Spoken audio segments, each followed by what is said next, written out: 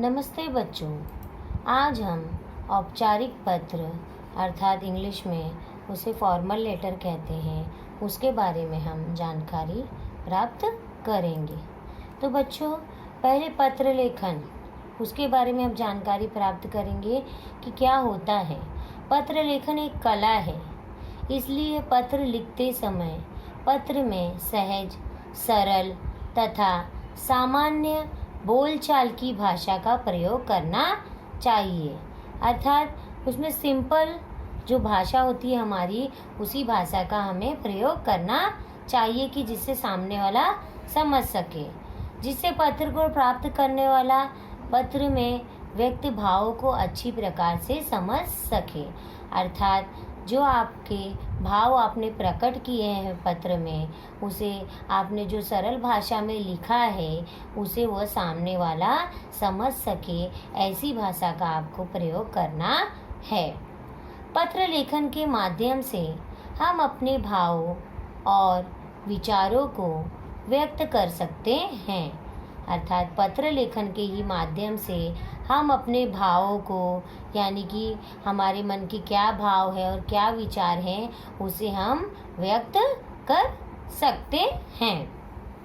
पत्रों के माध्यम से एक व्यक्ति अपनी बातों को लिखकर दूसरों तक पहुंचा सकता है। अर्थात एक पत्र ही ऐसा माध्यम है जिसके द्वारा एक व्यक्ति अपने बातों को लिखकर दूसरे तक पहुंचा सकता है। जिन बातों को लोग कहने में हिचकिचाते हैं, उन बातों को पत्रों के माध्यम से आसानी से समझाया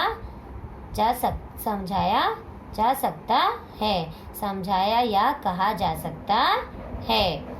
तो जो लोग अपनी बातों को बोल नहीं सकते हैं, वह बातों को वह पत्र में लिखकर आसानी से वह उन्हें समझा सकते हैं, कह सकते हैं। अगला है बच्चों, औपचारिक पत्र अर्थात फॉर्मल लेटर होता क्या है।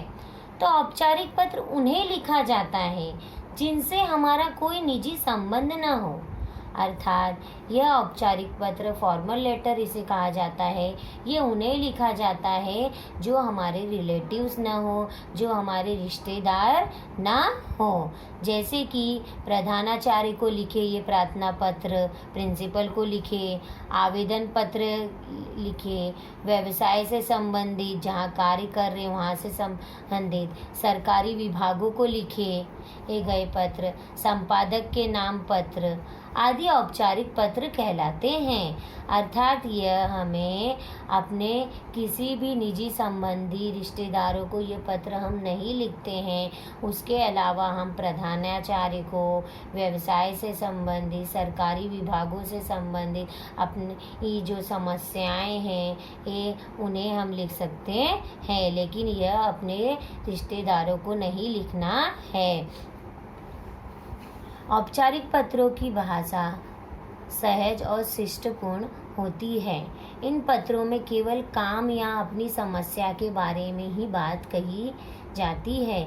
इन पत्रों में हमारा जो काम है और हमारी क्या समस्या है उस बारे में ही हमें अपनी बात लिखनी होती है। उसके अलावा हमें कुछ नहीं लिखना होता है।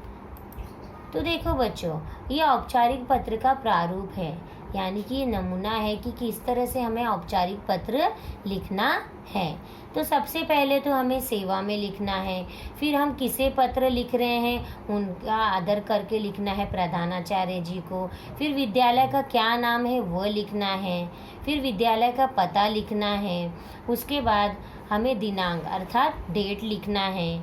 फिर विषय, हमारा विषय क्या है, हम प्रधानाचार्य को लिख रहे हैं, प्रिंसिपल को लिख रहे हैं, तो हम किस कारण से लिख रहे हैं वो हमें विषय में लिखना है, अर्थात सब्जेक्ट लिखना है। फिर हम रिस्पेक्ट देंगे, महोदय जी लिखेंगे। फिर अपना पहला पैराग्राफ में हमारी क्या समस्याएं हैं, उसके बाद दूसरे पैराग्राफ में क्या है वो हम 2 पैराग्राफ में हम लिखेंगे। उसके बाद हम धन्यवाद लिखेंगे और उसके बाद आपका आज्ञाकारी और या आज्ञाकारिणी या शिष्य या शिष्या है वह हम लिखेंगे। उसके बाद आप अपना नाम लिखेंगे। उसके बाद कक्षा, कौन सी कक्षा में आप पढ़ते हैं वह लिखेंगे और अपना अनुक्रमांक अर्थात अपना रोल नंबर आप लिखेंगे। तो बच्चों ये पत्र का क्या है, प्रारूप नमूना है कि हमें किस तरह से यह पत्र लिखना है, नोटबुक में यह पत्र लिखना है। तो हमारा क्या विषय है, छात्रवृत्ति। छात्रवृत्ति का अर्थ होता है स्कॉलरशिप पाने के लिए प्रधानाचार्य अर्थात प्रिंसिपल को आवेदन पत्र लिखना है। तो सबसे पहले हम क्या लिखेंगे, सेवा में प्रधानाचार्य महोदय जी। उसके बाद हम जो स्कूल में पढ़ते हैं वो स्कूल का हम नाम लिखेंगे और वहाँ का हम एड्रेस लिखेंगे। हमने लिखा है प्रेसिडेंसी विद्यालय, Bhiwandi bypass highway, Thane 421302 sir. उसके बाद हम दिनांक अर्थात डेट लिखेंगे कि किस डेट को यानी कि किस दिनांक को हमें वह पत्र देना है। तो मैंने क्या लिखा है 10 मई 2020। तो आपको वह पत्र कब देना है वो उस तरह से आप लिख सकते हैं। तो इस तरह से इतना आपको आपके हिंदी की नोटबुक में लिखना है। अगला है विषय अर्थात सब्जेक्ट क्या होगा हमारा, छात्रवृत्ति प्राप्त करने हेतु आवेदन पत्र अर्थात स्कॉलरशिप पाने के लिए हम यह पत्र लिख रहे हैं। उसके बाद हम क्या लिखेंगे यहाँ पर, हाँ अब हम पत्र लिखना शुरू करेंगे। माननीय महोदय, माननीय महोदय लिखेंगे। अब हम लिखेंगे, विनम्र भी लिख सकते हैं हम और सविनय भी लिख सकते हैं। तो हम लिखेंगे विनम्र निवेदन है कि मैं आपके विद्यालय में कौन सी कक्षा में पढ़ता हूँ वह लिखना है आपको। कक्षा, आप 5वीं में पढ़ते हैं तो 5वीं लिखेंगे, 6वीं में पढ़ते हैं तो आप 6वीं लिखेंगे। तो यहाँ पर लिखते हैं 5वीं, जो बच्चे 6वीं में पढ़ते हैं वो 6वीं लिखेंगे और हम 5वीं में पढ़ते हैं तो हम 5वीं लिखेंगे। हाँ, इस तरह से हम कक्षा लिखेंगे कि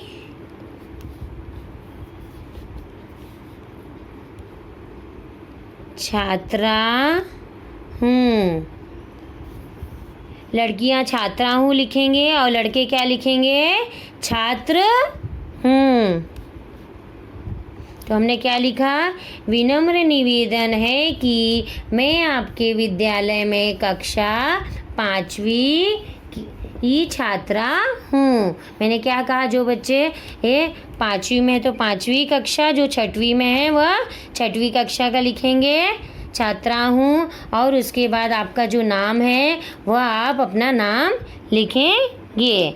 तो उसके बाद हम क्या लिखेंगे, मेरे पिताजी की आर्थिक स्थिति अच्छी नहीं है। मेरे पिताजी की आर्थिक स्थिति अच्छी नहीं है। वे विद्यालय के शुल्क यानी कि विद्यालय की जो फीस है तथा अन्य व्ययों अर्थात और भी जो खर्चे हैं घर के उसका भार उठाने के लिए का भार उठा पाने में असमर्थ हैं। हमने क्या लिखा? वे विद्यालय के शुल्क तथा अन्य व्ययों का भार उठा पाने में असमर्थ हैं। अब हम आगे क्या लिखेंगे? मैं अपनी पिछली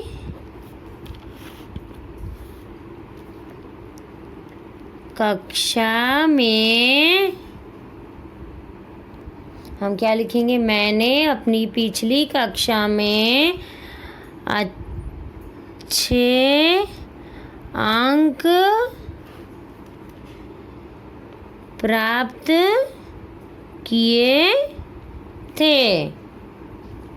हमने क्या लिखा? मैंने अपनी पिछली कक्षा में अच्छे अंक प्राप्त किए थे। तो बच्चों इस तरह से आपको हिंदी की नोटबुक में ये लिखते जाना है। अब हम क्या लिखेंगे? खेल कूद व अन्य प्रतियोगिताओं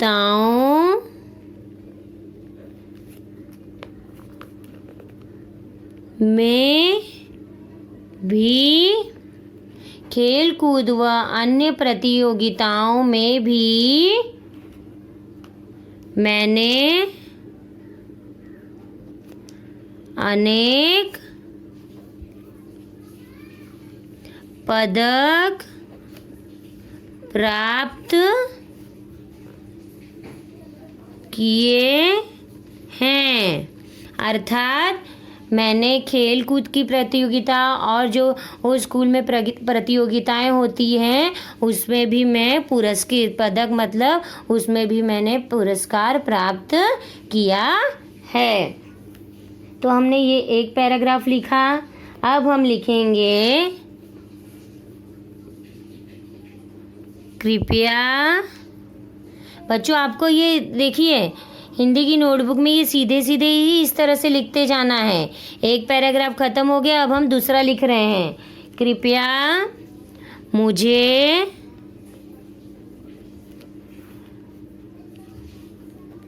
विद्यालय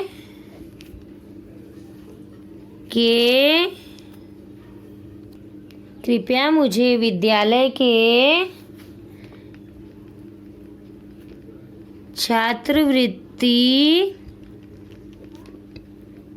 कोष से यानी कि जहाँ से स्कॉलरशिप प्राप्त होती है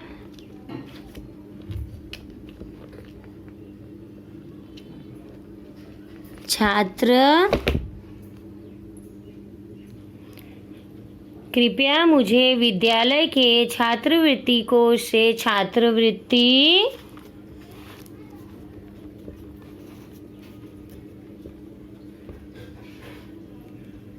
प्रदान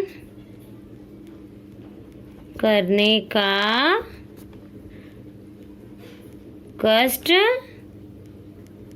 करें ताकि मैं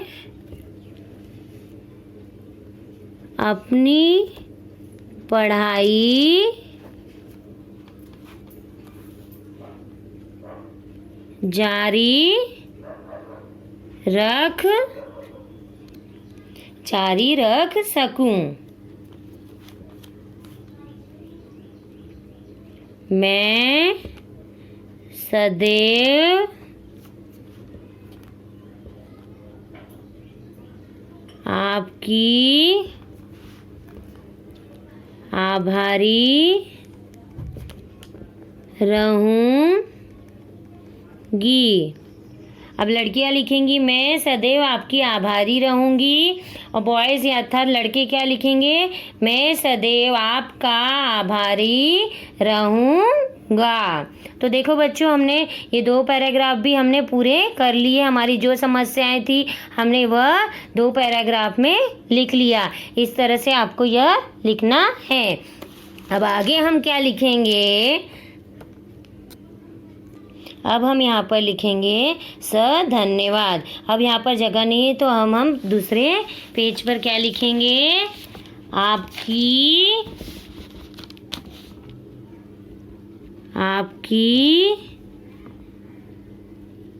आज्ञाकारी शिष्य। लड़के क्या लिखेंगे, आपका आज्ञाकारी शिष्य लिखेंगे। बॉयज क्या लिखेंगे, आपका आज्ञाकारी शिष्य। और यहाँ पर आप अपना नाम लिखोगे। मैं यहाँ पर सिर्फ क ख ग लिख रही हूँ, आपको यहाँ पर आपका नाम लिखना है। और फिर आप कौन सी कक्षा में हैं, कक्षा 5वीं में है तो 5वीं, कक्षा 6वीं में है तो 6वीं लिखेंगे। और उसके बाद आप अपना अनुक्रमांक अर्थात रोल नंबर लिखेंगे। जो भी आपका अनुक्रमांक हो वह आप यहाँ पर लिखेंगे, अर्थात रोल नंबर यहाँ पर लिखेंगे। बच्चों, आज हमने औपचारिक पत्र फॉर्मल लेटर में छात्रवृत्ति पाने के लिए प्रधानाचार्य को आवेदन पत्र सीखा, उसकी जानकारी प्राप्त की और हमने यह पूरा पत्र लिखा। तो इस तरह से आपको ये पूरा पत्र आपकी हिंदी की नोटबुक में लिखना है, अच्छी तरह से लिखना है और इसे अच्छी तरह से समझना है। धन्यवाद बच्चों।